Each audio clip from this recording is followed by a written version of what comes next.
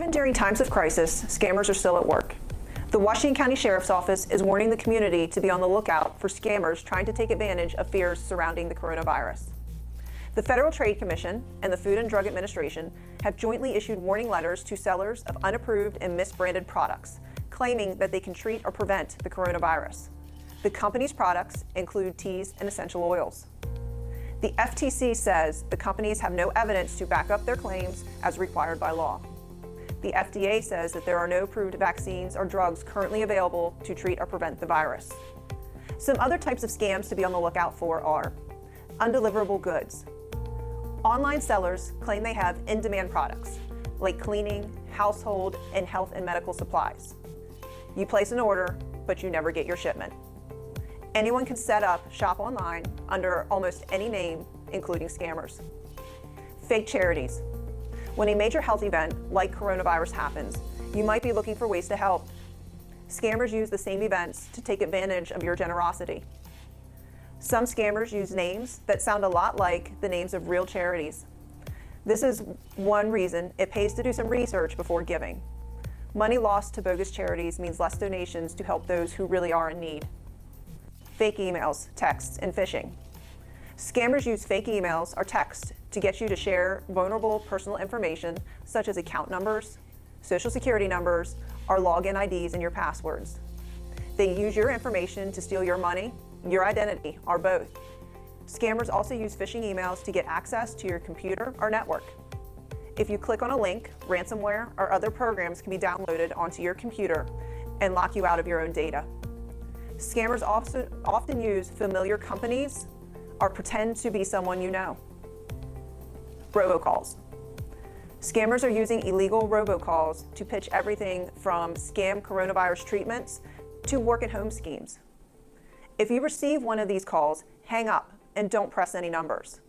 The recording might say that pressing a number lets you speak to a live operator or will remove you from their call list, but it actually might lead to more robocalls instead. Misinformation and rumors. Scammers and even sometimes well-meaning people share information that hasn't been verified. Before you pass on any messages, and certainly before you pay someone or share your personal information, do some fact-checking by contacting trusted sources. IRS scam. The scammers pretend to be from the IRS and allege that you owe taxes. The scammers usually say that if you do not pay, there'll be a warrant issued for your arrest. The IRS might actually attempt to reach out to you by telephone, but they will never insist on payment using methods such as iTunes cards, gift cards, prepaid debit cards, money orders, or wire transfers. The IRS will never request personal information or financial information by email, text, or any other forms of social media. You should forward suspected scam emails to phishing@irs.gov. Do not open any attachments or click on any links in emails. If you come across any scams or suspicious claims, report them to the Federal Trade Commission at ftc.gov/complaint. Here are some tips to avoid becoming a scamming victim. Spot the imposters. Scammers often pretend to be someone you trust, like a government official, a family member, a charity, or a company you normally do business with. Don't send money or give out personal information in response to an unexpected request, whether it comes as a text, a phone call, or an email. Do your research. Type a company or product name into your favorite search engine with words like review, complaint, or scam.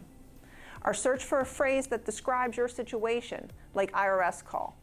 You can even search for phone numbers to see if other people have reported them as scams.